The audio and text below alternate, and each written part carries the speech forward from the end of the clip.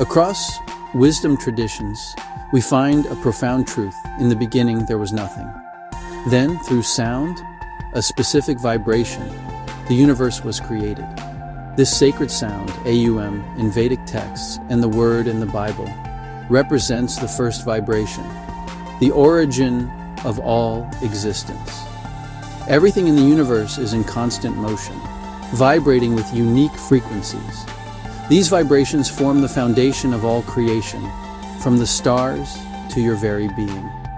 Discover more about the universal laws. Follow, free spirit, community. Did you know? When two objects vibrate at nearly the same frequency, they harmonize naturally.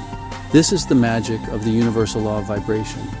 Everything, your body, your thoughts, even your emotions, has its own vibration. Higher frequencies have the power to elevate lower ones, guiding everything back toward harmony. The ancient philosopher Pythagoras called it the music of the spheres, a cosmic symphony where every vibration resonates in harmony with the universe. Unlock your harmony.